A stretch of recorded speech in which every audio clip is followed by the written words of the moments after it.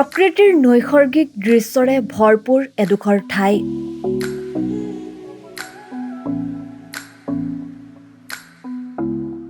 কুঁৱলীৰ শুভ্ৰ আচ্ছাদনে যেন দূৰৈৰ পৰাই হাত বাউলি দি মাতে পৰ্যটকক। হয়, উৎকট গৰমত আপুনি যাব পাৰে এই স্থানলৈও।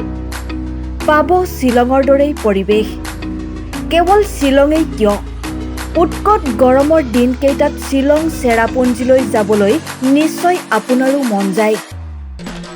কিন্তু আপুনি এতিয়া শ্বিলং চেৰাপুঞ্জীলৈ নগৈ অসমৰ চুবুৰীয়া ৰাজ্য বিশেষকৈ শিৱসাগৰ আৰু যোৰহাট জিলাৰ ভ্ৰমণ বিলাসী লোকসকলৰ বাবে আছে এডোখৰ সুন্দৰ মনোমোহা ঠাই, য'ত আপুনি শ্বিলং চেৰাপুঞ্জীৰ দৰে একে পৰিৱেশৰ অভিজ্ঞতা অৰ্জন কৰিবলৈ সক্ষম হ'ব।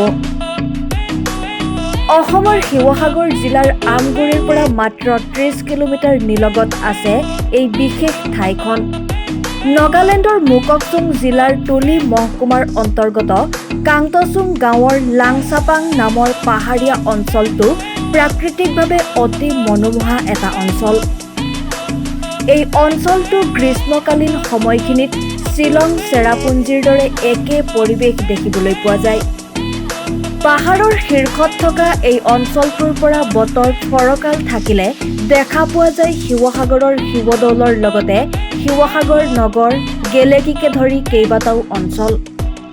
অঞ্চলটোৰ অধিকাংশ সময় ডাৱৰে আৱৰি ৰখাৰ ফলত চিপচিপীয়া বৰষুণ হৈ থকাৰ লগতে চেঁচা বতাহ বলি থাকে, যিটো সাধাৰণতে শ্বিলং বা চেৰাপুঞ্জীত পৰিলক্ষিত হয়। এই অঞ্চলটো পৰ্যটন ক্ষেত্ৰৰূপে গঢ় দিবলৈ স্থানীয় উদ্যমী কেইগৰাকীমান নগা লোকে ব্যক্তিগতভাৱে প্ৰচেষ্টা অব্যাহত ৰাখিছে। আচলতে শিৱসাগৰ জিলাৰ অসম নাগালেণ্ড সীমান্তৱৰ্তী বা 30 কিলোমিটাৰ নিলগত এক সুন্দৰ এক মনোমোহা পৰিৱেশ, যি পৰিৱেশৰ আজি কাঞ্চিং টাৱাৰ বুলি আমি জনাজাত। আৰু ইয়াত আমি আমগুৰি বা বিভিন্ন সময়ত যিহেতু আমি গম পাওঁ তেতিয়াৰ পৰা আহি আছোঁ, কিন্তু বিভিন্ন প্ৰচাৰ প্ৰসাৰৰ অসুবিধাৰ কাৰণে এই জেগাডোখৰ ৰাজ্যৰ মাজলৈ প্ৰচাৰ হোৱা নাই। আজি আপোনালোকৰ থ্ৰুৱেদি আমি ক'ব বিচাৰোঁ যে যি সময়ত অসমত 40 ডিগ্ৰী চেলচিয়াছ, কিন্তু তেনে ক্ষেত্ৰতে 27 ডিগ্ৰী বা 27-26 জেগাত এটা টেম্পাৰেচাৰত কিন্তু মানসিক শান্তিৰ কাৰণে বা প্ৰাকৃতিক মনোমোহা পৰিৱেশৰ কাৰণে কিন্তু এক ধুনীয়া উপযোগী ঠাই। আজি চাওক আমগুৰিত বা শিৱসাগৰত বা অসমত বিভিন্ন তাপত মানুহ থাকিব পৰা নাই, কিন্তু তেনে ক্ষেত্ৰত বৰফ বা আপোনাৰ কুঁৱলী আৱৰি এটা জেগা পৰিৱেশ হৈ আছে। সেয়ে আমি বস্তুটো ৰাইজৰ মাজলৈ এই বস্তুটো নিয়া যায় যে এই জেগাডোখৰ যদি আপোনালোকে গুৰুত্বপূৰ্ণ প্ৰচাৰ কৰে তেতিয়া নিশ্চয় হয়তো এটা পৰ্যটক থলীলৈ কিন্তু ৰূপান্তৰিত হ'ব। আৰু এই ক্ষেত্ৰত এটা কথা কি ভাল লাগিল যে নাগালেণ্ডৰ যি 30 কিলোমিটাৰ নিলগত কিন্তু পথটো অলপ গণ্ডগোল হৈছে যদিও কিন্তু নাগালেণ্ড চৰকাৰে হয়তো যদি পথটো গুৰুত্ব দিয়ে কিন্তু বা পৰ্যটকসকল যদি আহে তো নিশ্চয়কৈ এক সুন্দৰ পৰিৱেশ বাতাবৰণ বজাই ৰাখিব। আৰু নিশ্চয়কৈ ইয়াত এখন বস্তি আছে কাঞ্চিং টাৱাৰ বুলি, আৰু ইয়াৰ পৰা 20 কিলোমিটাৰ আকৌ যদি বেক মৰা হয় তেতিয়াহ'লে তাত মানে এটা টুৰিজম ঘৰো আছে বা ইয়াত মানে হোটেল ব্যৱস্থা আছে, মানুহ নিশ্চয় পৰ্যটক থাকোঁ বুলি ক'লে পৰা হয়। নগালেণ্ড আৰক্ষীৰ এজন আৰক্ষী বিষয়াই নিজৰ পুত্ৰৰ সোঁৱৰণত লংচাপাং অঞ্চলৰ ভিউ পইণ্টত চেণ্টিমেৰেন মেম'ৰিয়েল টাৱাৰ নামেৰে পৰ্যটকৰ সুবিধাৰ্থে এটা 3-মহলীয়া পকী টাৱাৰ নিৰ্মাণ কৰি দিছে।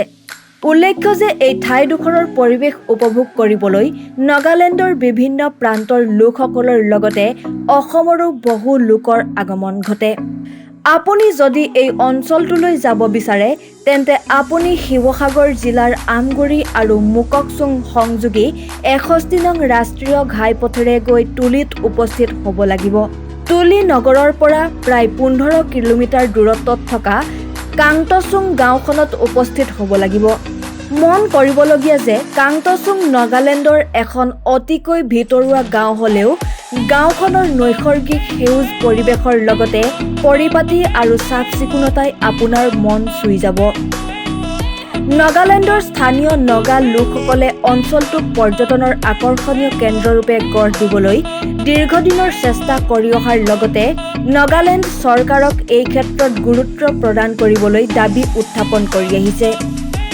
স্থানীয় লোকসকলে আশা কৰিছে তেওঁলোকৰ অঞ্চলটো এদিন শ্বিলং চেৰাপুঞ্জীৰ দৰে পৰ্যটকৰ বাবে আকৰ্ষণৰ কেন্দ্ৰবিন্দু হৈ পৰিব।